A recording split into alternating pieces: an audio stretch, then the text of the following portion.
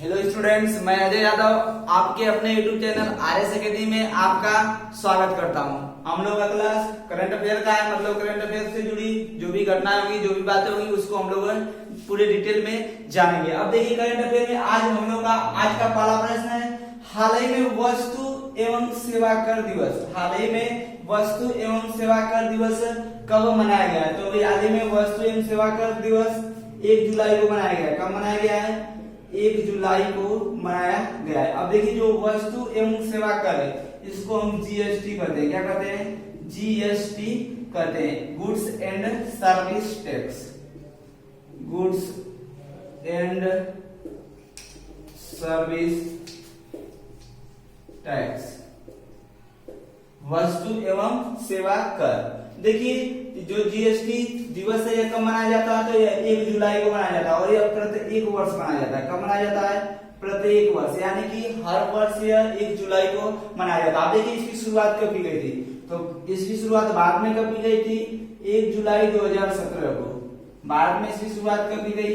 1 जुलाई 2017 को इसकी शुरुआत की गई थी। और तभी से क्या होता है कि यह जो हमारा वस्तु एवं सेवा कर या जीएसटी दिवस है वह मनाया जाता है। आप देखिए भारत में इसकी शुरुआत कब की गई? 1 जुलाई 2017 को इसकी शुरुआत की गई।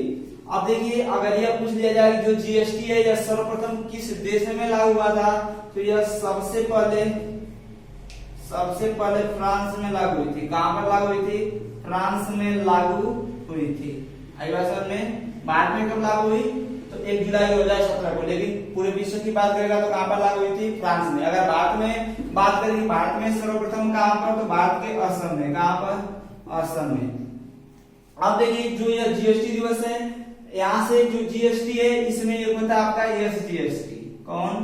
एसजीएसटी। मतलब यह क्या होता है कि यह राज्य सरकार के अंतर्गत आता है, state goods and service tax. और एक होता है सीजीएसटी। क्या होता है?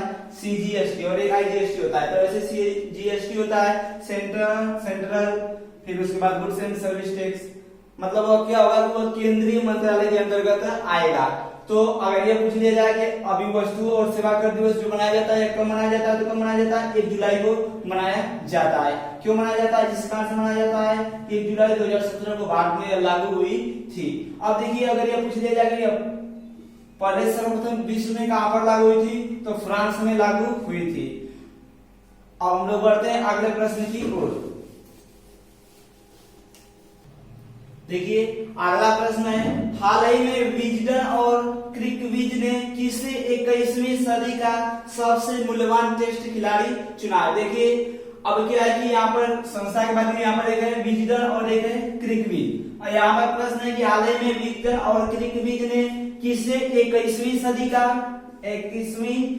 का सबसे मूल्यवान टेस्ट खिलाड़ी चुना गया है? मतलब किसे इसके द्वारा किसे चुना गया है? तो वे है मुथैया मुरलीधरन। मुथैया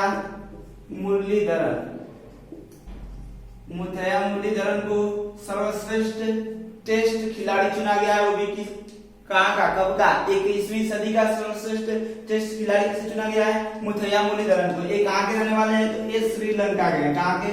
श्रीलंका के। तो अभी हाल ही में श्रीलंका के मुथैया मुरलीधरन को विजडन और क्रिकविज ने 21वीं सदी का सबसे मूल्यवान टेस्ट खिलाड़ी चुना है। अब देखिए विश्व की बात करें तो कौन? मुथैया मुरलीधरन पहले नंबर पर है। लेकिन भारत की बात करें, भारत में सबसे मूल्यवान टेस्ट खिलाड़ी किन्हें चुना गया है? तो भारत में रविंद्र जडेजा को। किसे? रविंद्र जडेजा को क्या किया गया है? सबसे मूल्यवान खिलाड़ी के रूप में चुना गया है। तो भारत में नंबर 1 पर कौन है? रविंद्र जडेजा। लेकिन विश्व में अगर बात करें, विश्व में पहले स्थान पर कौन है? तो मुथैया मुरलीधरन। कहां के? श्रीलंका के हैं। अब देखिए अगर ऐसे बात करें कि पूरे विश्व में रविंद्र जडेजा का अगर स्थान देखा जाए तो भारत में पहला है और विश्व में दूसरे नंबर पर है। किस नंबर पर? दूसरे पर। पहले पर कौन है? मुथैया मुरलीधरन हो जाएंगे।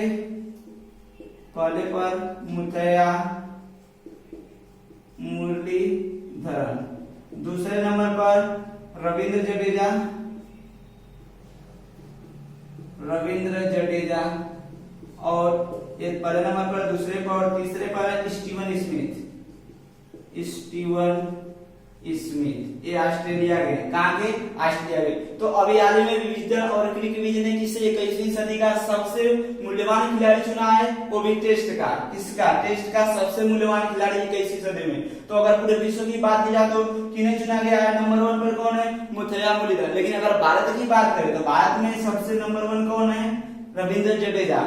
अगर पूरे विश्व की बात करें तो मुरलीधरन और दूसरे, और भारत की बात करें तो रविंद्र जडेजा। लेकिन अगर जडेजा का पूरे विश्व के स्तर पर इनका रैंकिंग इनकी देखी जाए तो मुथैया मुरलीधरन को पहला स्थान मिला है। पूरे विश्व की बात करेंगे तो रविंद्र जडेजा को दूसरा स्थान मिला है। और ऑस्ट्रेलिया के स्टीवन स्मिथ कहाँ के हैं, ऑस्ट्रेलिया के, कहाँ के, ऑस्ट्रेलिया के रहने वाले। तो ऑस्ट्रेलिया के स्टीवन स्मिथ को तीसरा स्थान मिला है। और एक चौंका देने वाली बात यह है कि जो क्रिकेट के भगवान कहे जाने वाले सचिन तेंदुलकर, कौन, सचिन तेंदुलकर, क्रिकेट के भगवान कहे जाने वाले सचिन तेंदुलकर को इस लिस्ट में कोई भी स्थान नहीं मिला है। मतलब सचिन तेंदुलकर जो कि क्रिकेट के भगवान कहे जाते हैं, इस लिस्ट में इनको, मतलब इनका नाम नहीं आया। मतलब ये क्या है, सचिन तेंदुलकर इस लिस्ट से बाहर है। नाम किनका आया है, रविंद्र जडेजा का भारत में आया है।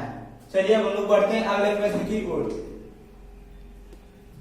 देखिए अगला प्रश्न है, हाल ही में किसे आयरलैंड का नया प्रधानमंत्री चुना गया है। तो अभी हाल ही में माइकल मार्टिन को आयरलैंड का नया प्रधानमंत्री चुना गया। तो अभी हाल ही में माइकल मार्टिन को आयरलैंड के नए प्रधानमंत्री के रूप में नियुक्त किया गया। आप देखिए माइकल मार्टिन को नियुक्त किया गया है, कहाँ के प्रधानमंत्री बने हैं, आयरलैंड के, कहाँ के, आयरलैंड के। देखिए जो माइकल मार्टिन है ये तो प्रधानमंत्री नए बने, लेकिन ये किनके स्थान पर बने हैं, तो इन्होंने लियो वाराडकर का स्थान लिया है। किसको, किसका स्थान लिया है, लियो वाराडकर का स्थान लिया है। अब देखिए जो लियो वाराडकर थे ये भारतीय मूल के थे, क्या थे, ये भारतीय मूल के व्यक्ति थे। तो अभी हाल ही में आयरलैंड के नए प्रधानमंत्री के रूप में किसे चुना गया है, माइकल मार्टिन को, जिन्होंने किनका स्थान लिया है, लियो वाराडकर का स्थान लिया है। और लियो वाराडकर कौन है, तो ये भारतीय मूल के व्यक्ति थे। किस, कैसे व्यक्ति थे, भारतीय मूल के व्यक्ति थे। अब देखिए यहाँ पर बात किसकी है, ये आयरलैंड की। तो आयरलैंड की राजधानी कहाँ पर है, तो आयरलैंड की राजधानी है डबलिन, कहाँ पर है, डबलिन है। अब देखिए जो इन्होंने चुनाव जीता, इसमें क्या है, जो इसको जैसे जो आयरलैंड है, आयरलैंड की लोअर हाउस, जैसे हम लोग यहाँ क्या होता है, लोकसभा होता है, वैसे वहां पर क्या होती है, लोअर हाउस होती है। और उसमें कुल 160 सीटें हैं। आयरलैंड के लोअर हाउस में कुल कितनी सीटें हैं, 160 सीटें हैं। और अभी हाल ही में आयरलैंड के नए प्रधानमंत्री चुने गए कौन, माइकल मार्टिन। किनके स्थान पर इनको चुना गया है, तो लियो वाराडकर के स्थान पर चुना गया, जो क्या है, एक भारतीय मूल के व्यक्ति हैं। तो आशा है जो बातें बताई गई आप लोगों को समझ में आई होगी। अब हम लोग बढ़ते हैं अगले प्रश्न की ओर। देखिए अगला प्रश्न है, हाल ही में निगार गौहर को किस देश में, निगार गौहर को किस देश में पहली महिला लेफ्टिनेंट जनरल नियुक्त हुई है। सॉरी यहाँ पर क्या होगा, हाल ही में निगार गौहर किस देश में या किस देश की पहली महिला लेफ्टिनेंट जनरल नियुक्त हुई है। तो अभी हाल ही में निगार गौहर पाकिस्तान की, कहाँ की, पाकिस्तान की पहली महिला लेफ्टिनेंट जनरल नियुक्त की गई है। तो अभी हाल ही में निगार गौहर किस देश की पहली महिला लेफ्टिनेंट जनरल नियुक्त हुई है, तो किस देश की नियुक्त हुई है, पाकिस्तान की। यानी कि पाकिस्तान की यह पहली महिला है निगार गौहर, जो क्या बनी है, लेफ्टिनेंट जनरल बनी है। अब देखिए जो निगार गौहर है ये किससे संबंधित है, तो ये मेडिकल कोपर्स से संबंधित है। किससे, मेडिकल कोपर्स से। मेडिकल कोपर्स का मतलब यह होता है कि वह सैनिक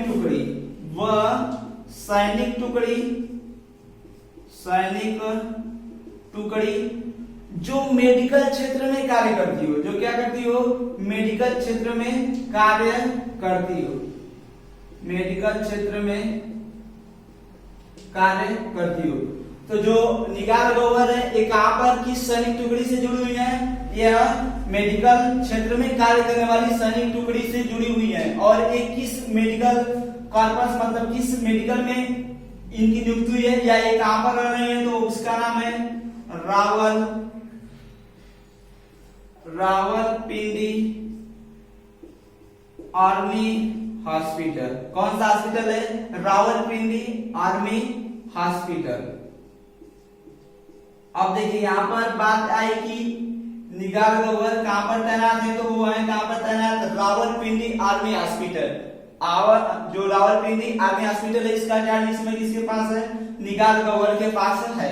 अब देखिए यहाँ पर रावलपिंडी आर्मी हॉस्पिटल की बात यहाँ पर क्यों लाई गई? तो इस कारण से लाई गई, यह बहुत ज्यादा इंपॉर्टेंट है, इस कारण से इसको लाया गया। देखिए जो रावलपिंडी आर्मी हॉस्पिटल है यह दक्षिण एशिया का सबसे बड़ा आर्मी हॉस्पिटल है। क्या? दक्षिण एशिया का सबसे बड़ा आर्मी हॉस्पिटल है।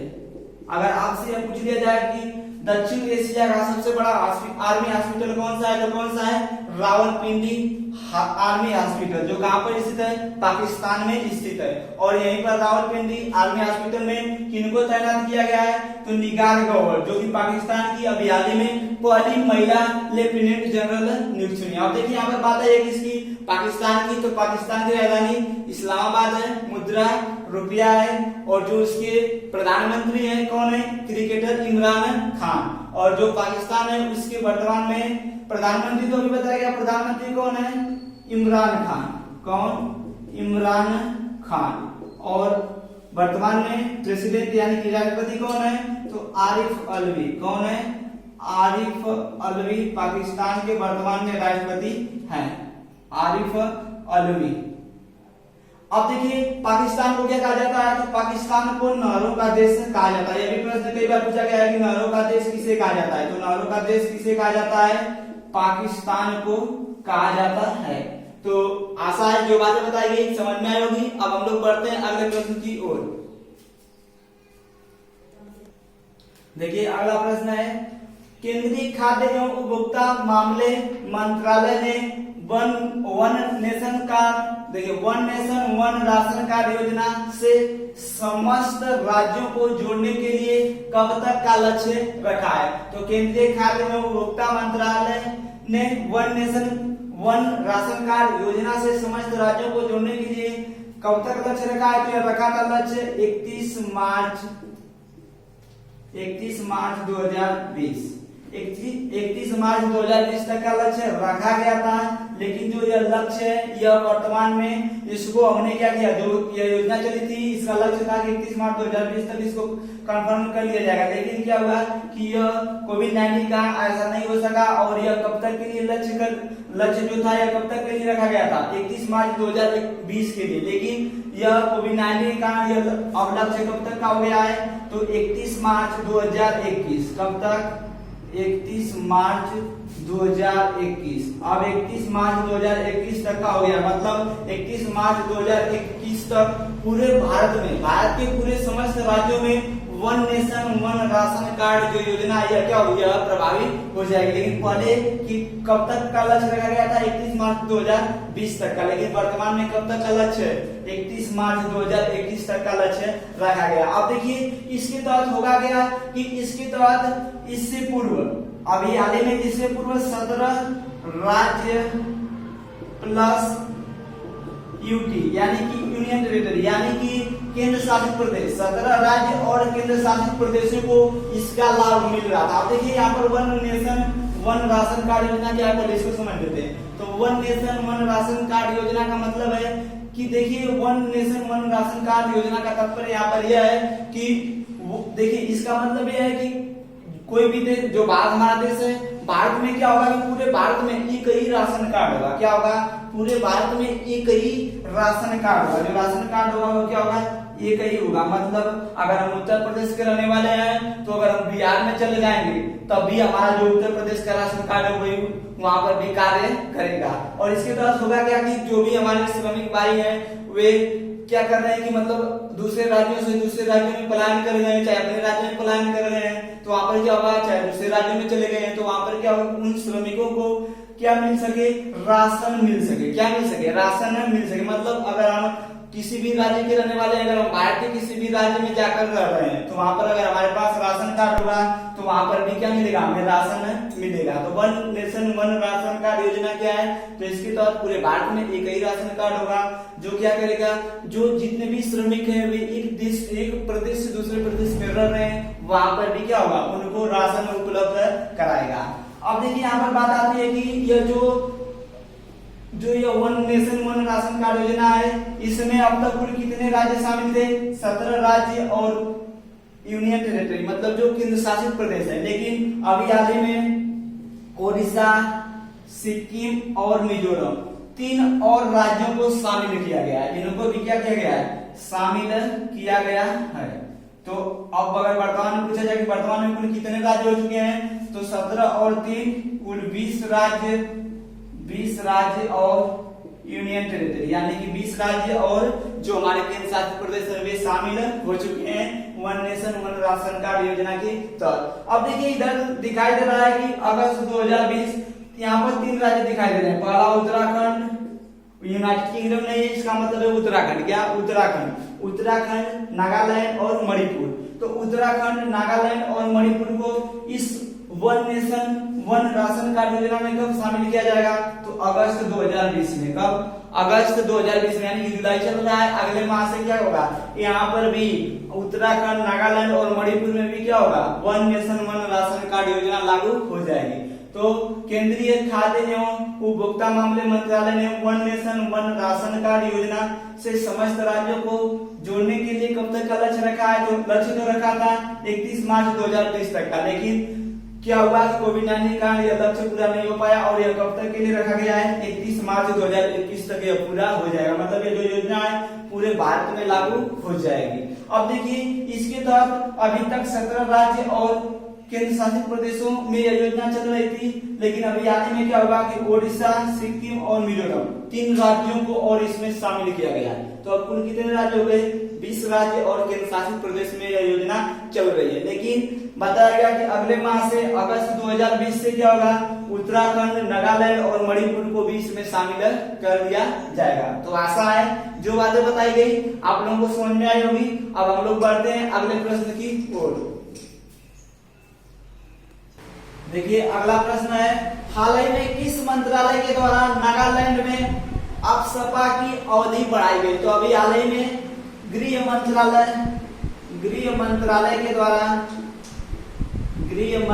के द्वारा नागालैंड में अप्सपा की अवधि बढ़ाई गई है। अब देखिए नागालैंड में बढ़ाई गई है किसकी, अप्सपा की अवधि किसके द्वारा बढ़ाई गई है, गृह मंत्रालय के द्वारा बढ़ाई गई। और यह जो अवधि है कितने समय के लिए बढ़ाई गई है, तो यह अवधि 6 माह के लिए बढ़ाई गई है। कितने समय के लिए बढ़ाई गई है, 6 माह के लिए बढ़ाई गई है। कितने माह के लिए, 6 माह के लिए बढ़ाई गई है। आई बात समझ में। और किसके द्वारा बढ़ाई गई है, तो गृह मंत्रालय के द्वारा बढ़ाई गई है। अब देखिए यहाँ पर बात आई है नागालैंड में किसकी अवधि बढ़ाई गई है, अप्सपा की, AFSPA। इसका मतलब क्या होता है, तो इसका मतलब होता है armed force special power act. क्या होता है, armed force special power act. यह जो अप्सपा है यह कहां पर लागू होता है, इसका पूर्ण नाम अभी पता चला कि इसका पूर्ण नाम क्या होता है, armed force special power act. अब देखिए यह अप्सपा लागू कहां पर होती है, तो यह अशांत क्षेत्र में लागू होती है। कहां पर, अशांत क्षेत्र में। जब कोई भी राज्य या कोई भी क्षेत्र क्या हो, अशांत घोषित कर दिया जाए। तो अभी हाल ही में जो नागालैंड है इसको अशांत घोषित कर दिया गया है। इसको क्या किया गया, अशांत घोषित कर दिया गया, यानी कि वहां पर शांति नहीं है। और शांति नहीं है तो इसमें क्या किया गया है, इसके तहत अशांत घोषित किया गया। तो वहां पर कौन सा कानून लागू हुआ है, अप्सपा। कौन सा, AFSPA, armed force special power act. अब देखिए जो अशांत क्षेत्र घोषित किया जाता है यह किसके द्वारा घोषित होता है, तो जो अशांत क्षेत्र घोषित किया जाता है वह राज्यपाल के द्वारा घोषित किया जाता है। किसके द्वारा, राज्यपाल के द्वारा। क्या होता है, राज्यपाल के द्वारा किसी भी राज्य में अशांत क्षेत्र, राज्य को अशांत क्षेत्र के रूप में घोषित किया जाता है। आप देखिए जो यह अप्सपा है इसके तहत एक स्पेशल पावर है, मतलब ये क्या है, एक विशेष शक्ति है। क्या है, एक विशेष शक्ति और नियम है जो किसको प्रदान किया जाता है, आर्म्ड फोर्स को, यानी कि सशस्त्र बलों को। किसको, सशस्त्र बलों को, या क्या किया जाता है, सशस्त्र बलों को, या सशस्त्र बलों को क्या होता है, अब सपा के तहत सशस्त्र बल को एक स्पेशल, यानी कि एक क्या होता है कि एक स्पेशल शक्ति प्रदान की जाती है। क्या होती है, एक स्पेशल शक्ति प्रदान की जाती है, और वह स्पेशल शक्ति का नाम क्या है, अप्सपा। अब देखिए इसके तहत होता क्या है, यह शक्ति को प्रदान की जाती है किन्हें, सशस्त्र बलों को, यानी कि आर्म्ड फोर्स को। किसको, आर्म्ड फोर्स को यह शक्ति प्रदान की जाती है। अब देखिए इस शक्ति में होता क्या है, तो इसमें तीन शक्तियां होती हैं। कितनी शक्तियां होती हैं, इसमें जो स्पेशल पावर एक्ट है, armed force special power act, इसमें तीन शक्तियां होती है। कितनी शक्ति, तीन शक्तियां। अब देखिए जो तीनों शक्तियां होती हैं वह किन्हें प्राप्त होती हैं, तो सशस्त्र बलों को, किन्हें, सशस्त्र बलों को प्राप्त होती है।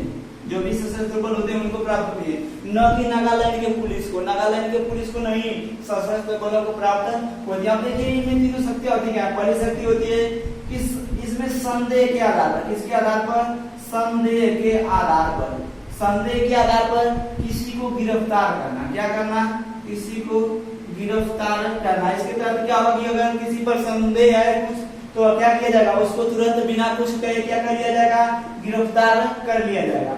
दूसरी होती है कि उसमें भी क्या होता है, संदेह के आधार पर तलाशी लेना। क्या करना, तलाशी लेना। अब क्या होगा कि जो भी कोई होगा, अगर उस पर क्या होगा, संदेह के दायरे में अगर वो है तो उसकी क्या ली जाएगी, तलाशी ली जाएगी। और तीसरा, संदेह के आधार पर, मान लीजिए किसी पर संदेह कि वह क्या कर रहा है, वह कानून का उल्लंघन कर रहा है। क्या कर रहा है, कानून का उल्लंघन कर रहा है। ऐसा मतलब किसी भी सशस्त्र बल जो है उसमें से अगर उनको पता चला है क्या है, कोई भी व्यक्ति है वह क्या कर रहा है, कानून का उल्लंघन कर रहा है, तो यहाँ पर गोली मारने का अधिकार, क्या, गोली मारने का अधिकार है। उसके पास क्या है, गोली मारने का अधिकार है। तो अभी हाल ही में अप्सपा की अवधि कहाँ पर बढ़ाई गई है, नागालैंड में। कितने समय के लिए, 6 माह के लिए। और यह कब से कब तक रहेगा, जुलाई से दिसंबर तक रहेगा। कब तक, दिसंबर तक रहेगा। जुलाई से कब तक चलेगा, दिसंबर तक चलेगा, 6 माह तक। और यह किसके द्वारा बढ़ाया गया है, गृह मंत्रालय के द्वारा बढ़ाया गया है। और जो यह शक्ति, इसमें कुल कितनी शक्तियां होती हैं, 3। पहला, संदेह के आधार पर गिरफ्तार करना। दूसरा, संदेह के आधार पर क्या करना, तलाशी लेना। और तीसरा है, संदेह अगर हो जाए क्या कर रहा है, कोई व्यक्ति कानून का उल्लंघन कर रहा है तो उसको गोली मारने का अधिकार भी है। अब देखिए जो यह अप्सपा है, किसकी बात यहाँ पर की गई है, अप्सपा की। तो यहाँ पर जो अप्सपा है, FSPA, यह जो है इसकी अगर बात की जाए कि यह अधिनियम कब आया था, यह कब लागू हुआ, तो यह अधिनियम कब आया था, 1958 में। अप्सपा कब लागू की गई थी, तो 1958 के अधिनियम के तहत क्या हुई थी, यह लागू हुई थी।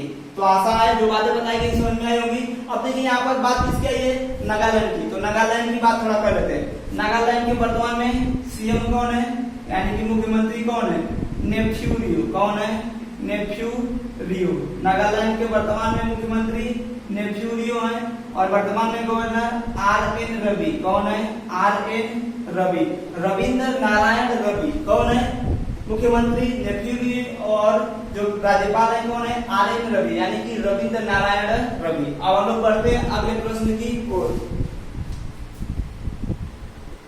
देखिए अगला प्रश्न है, हाल ही में प्रधानमंत्री नरेंद्र मोदी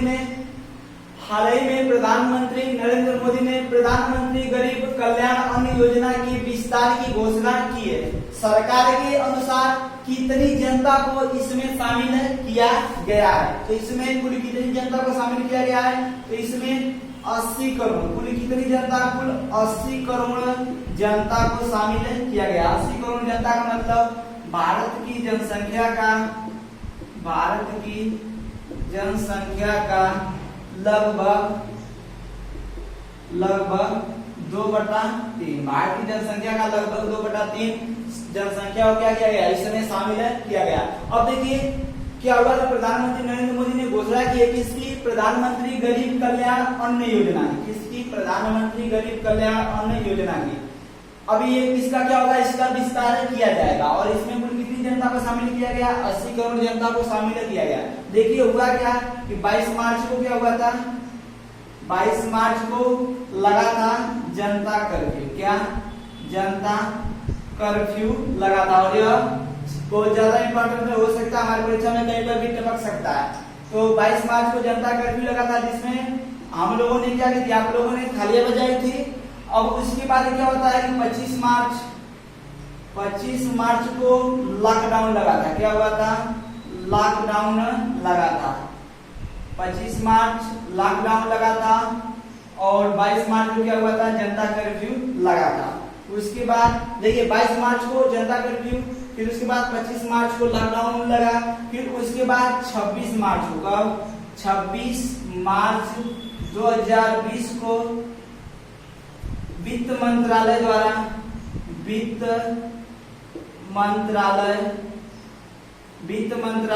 और वित्त मंत्रालय मतलब वर्तमान वित्त मंत्री कौन है? निर्मला सीतारमण। क्वेश्चन में तो लीजिए निर्मला सीतारमण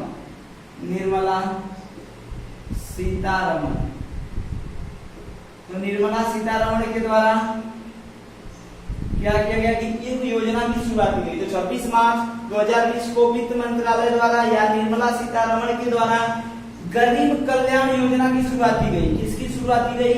गरीब कल्याण योजना। गरीब कल्याण योजना की शुरुआत की गई। अब देखिए जो यह गरीब कल्याण योजना है, इसकी शुरुआत कब की गई? तो 26 मार्च 2020 को। किसके द्वारा? वर्तमान में भारतीय वित्त मंत्री निर्मला सीतारमण के द्वारा इसकी शुरुआत की गई। अब देखिए हुआ का कि जो यह 26 मार्च को ये योजना शुरू हुई, गरीब कल्याण योजना। अब इस गरीब कल्याण योजना को इसमें क्या किया गया कि इसको थोड़ा विस्तार किया गया और विस्तार करके इसका नाम बदल दिया गया और इसका नाम बदल के क्या कर दिया गया? प्रधानमंत्री गरीब कल्याण अन्न योजना। क्या हुआ कि इसी जो योजना थी, इसी योजना में एक योजना को शामिल किया गया और इसको विस्तार करके क्या कर दिया गया? प्रधानमंत्री गरीब कल्याण अन्न योजना। और यह इसके नाम से शुरू हो गई यह योजना। कौन? गरीब कल्याण जो योजना है, इसमें क्या किया गया? इसमें योजना को जोड़ा गया और जिसके तहत इसका नाम क्या कर दिया गया? प्रधानमंत्री गरीब कल्याण अन्न योजना। अब देखिए जो यह प्रधानमंत्री गरीब कल्याण अन्न योजना है, इसमें भारत की कुल 80 करोड़ जनसंख्या को शामिल किया गया। अब यह योजना है क्या? तो इस योजना के तहत क्या किया जाएगा? इस योजना के तहत पूरे भारत में प्रत्येक परिवार की, किसको? प्रत्येक परिवार, या ऐसे भी कर सकते हैं प्रति परिवार के हिसाब से, प्रति परिवार के हिसाब से 5 किलोग्राम चावल या गेहूं। क्या? 5 किलोग्राम चावल या गेहूं और 1 केजी या 1 किलोग्राम दाल मिलेगी। तो यह योजना है कि आप जो प्रधानमंत्री गरीब कल्याण अन्न योजना है, यह कैसी योजना है? तो इसमें क्या होगा कि प्रति परिवार के हिसाब से 5 किलोग्राम चावल या गेहूं और उस पर क्या होगा? प्लस 1 किलो दाल मिलेगी और वो भी 1 माह के लिए। कितने महीने के लिए मिलेगी? 1 महीने के लिए मिलेगी। आई बात समझ में? देखिए यहाँ पर दिया है कि हाल ही में प्रधानमंत्री नरेंद्र मोदी ने प्रधानमंत्री गरीब कल्याण अन्न योजना की विस्तार की घोषणा की है। सरकार के अनुसार कितनी जनता को इसमें शामिल किया गया? 80 करोड़ जनता को। कितनी? 80 करोड़ जनता को शामिल किया गया, जो कि पूरे भारत की जनसंख्या कितनी है? 2/3 यानी कि 2/3 है। अब देखिए हुआ क्या कि जो यह योजना है, अभी आपको बताया कि 22 मार्च को जनता कर्फ्यू लगा था, 25 मार्च को लॉकडाउन लगा था और उसके बाद 26 मार्च 2020 को निर्मला सीतारमण जो कि हमारे वित्त मंत्री, उन्होंने क्या किया? एक योजना की शुरुआत की। जिस योजना का नाम क्या था अभी बताएगा? गरीब कल्याण योजना। क्या? गरीब कल्याण योजना। इस योजना की शुरुआत की निर्मला सीतारमण ने 26 मार्च 2020 को। अब क्या होगा कि जो यह गरीब कल्याण योजना है, इसमें एक योजना को शामिल किया गया है और इसका नाम बदल कर क्या कर दिया गया है? जब उसको शामिल किया गया तो इसका नाम क्या रख दिया गया? प्रधानमंत्री गरीब कल्याण अन्न योजना। क्या? गरीब कल्याण अन्न योजना। अब देखिए इसमें होगा क्या, तो प्रधानमंत्री गरीब कल्याण अन्न योजना के तहत क्या किया जाएगा, प्रत्येक परिवार के हिसाब से, किसके हिसाब से, प्रत्येक परिवार के हिसाब से 5 किलोग्राम चावल या गेहूं और 1 किलोग्राम दाल 1 महीने के लिए दिया जाएगा। कितने माह के लिए? 1 माह के लिए दिया जाएगा। तो ऐसे भी प्रश्न पूछा जा सकता है, तो ये बात ध्यान रखिएगा। यहाँ पर अगर दे दे कि प्रति व्यक्ति के हिसाब से तो गलत हो जाएगा, यहाँ पर प्रति व्यक्ति नहीं, प्रति परिवार के हिसाब से।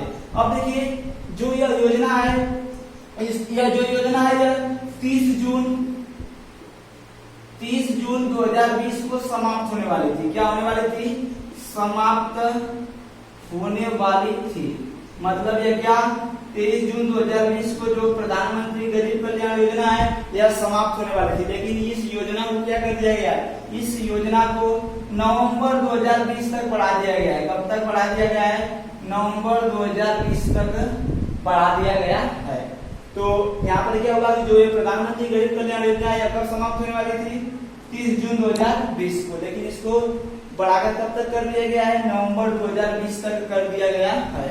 तो आशा है जो बातें बताई गई ये समझ में आई होगी।